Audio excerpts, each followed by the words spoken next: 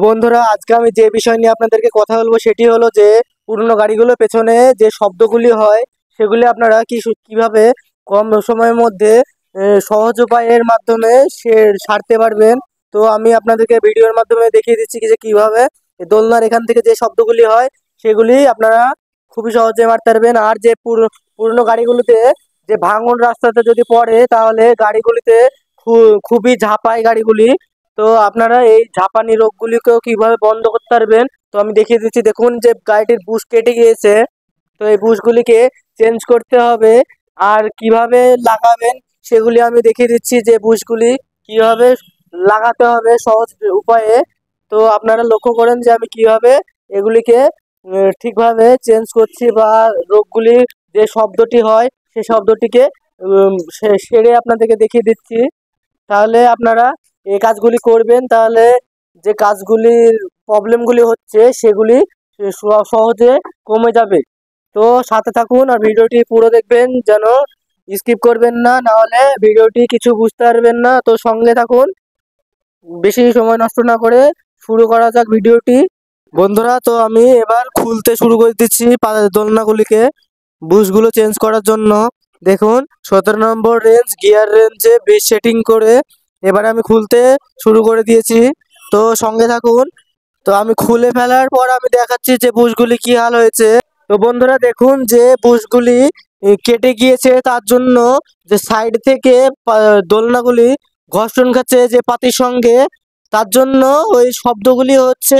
আর যে ঝাঁপাচ্ছে গাড়িগুলি সেই পাতির কারণে, পাতির যে বুশগুলি কেটে যায় তার কারণে যে ঝাঁপানিটি হয় সেটা হচ্ছে। তো আপনারা বুশগুলিকে চেঞ্জ করবেন, তাহলে সহজেই ওই রোগটি সেরে যাবে। তো আমি দেখুন কিভাবে সেটিংটি করছি বুশগুলিকে, আপনারা ভিডিওটি লক্ষ্য করবেন। তো বুশগুলি চেঞ্জ করার জন্য আপনাদেরকে যেটা করতে হবে, প্রথমে দোলনাগুলো ঢিল করে দেওয়ার পর আপনারা দোলনাগুলি বের করে নেবেন, না হলে গাড়িটি পড়ে যাওয়ার চান্স থাকতে পারে।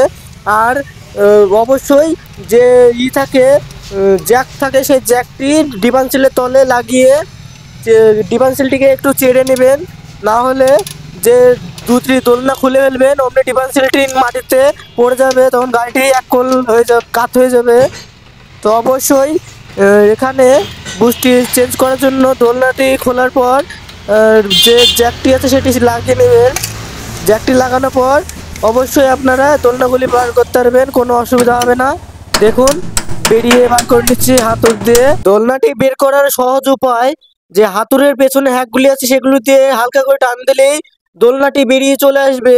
আর অবশ্যই যে দোলনা বুশগুলি চেঞ্জ করবেন, একটি রড দিয়ে যদি বাড়ি মারেন অমনি বুশগুলি বেরিয়ে চলে আসবে, কোনো অসুবিধা হবে না। আর দেখবেন টাইট হয়ে থাকে বুশগুলো। আর ভিডিওটি বড় হয়ে যাবে, তার জন্য আমি ভিডিওটি কেটে কেটে আপনাদেরকে দেখিয়ে দেবো যে কিভাবে এই রোগগুলি সমস্যা সমাধান করতে পারেন। আর আপনারা অবশ্যই যেন আমার ভিডিওটি মন দিয়ে দেখবেন। আমি ভিডিওর মধ্যে বলে দেব আর দেখিয়ে দেব যে কি করলে গাড়ির যে পেছন থেকে শব্দগুলি হয় সেই শব্দগুলি হবে না। যে ঝাঁপানি হয়, পাতির কাছ থেকে ক্যাচকুচ করে শব্দ হয়, সেগুলিও বন্ধ হয়ে যাবে। আপনারা লক্ষ্য করবেন আমার ভিডিওটিকে অবশ্যই। তার জন্য যেটা করতে হবে আপনাদেরকে, যে জেলি বুশগুলি থাকে জেলি বুশগুলি মাঝারি অংশ করে কেটে নেবেন, যেন বেশি করে কাটবেন না, না হলে ওটি হবে না। তো আমরা বুশগুলিকে মাঝারি অংশ করে কেটে নেব, তারপরে আপনাদেরকে দেখাচ্ছি যে কি করতে হবে। তো বন্ধুরা, এবার আমার বুশগুলি লাগানো হয়ে গিয়েছে। যে পাইপ বুশগুলি থাকে লম্বা লম্বা হলুদ বুশগুলি, সেগুলি লাগানোর পর দেখবেন সাইডে যে ছোট ছোট বুশ আছে সেগুলি কেটেছিলাম, সেগুলি সাইডে দিতে হবে। ভিতরে থাকবে হলুদ বুশ আর দু সাইডে থাকবে কাটা বুশগুলি লাগাতে হবে। যে জেলি বুশগুলি কেটে রেখেছিলাম সেই বুশগুলি আপনারা লাগাবেন। আর দোলনাটি সেটিং করার জন্য অবশ্যই মিডিলে একটি রড দিয়ে চাপ দিবেন, যেন ওটি ক্লিয়ার হয়, তাহলে সেটিংটি করতে পারবেন, না হলে সেটিংটি করতে পারবেন না যদি রড দিয়ে যদি ভিতর থেকে না চাপা হয়।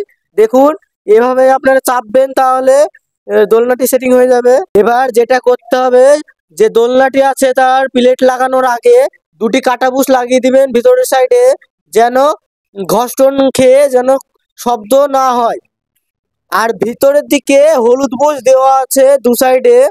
তখন প্রথমে যে কেটে রেখেছিলাম বুশগুলি আধা করে, সেই বুশগুলিকে এবার কাজে লাগবে, এখানে বাইরের দিকে দিতে হবে যেন ঘর্ষণ খেয়ে শব্দ না হয়।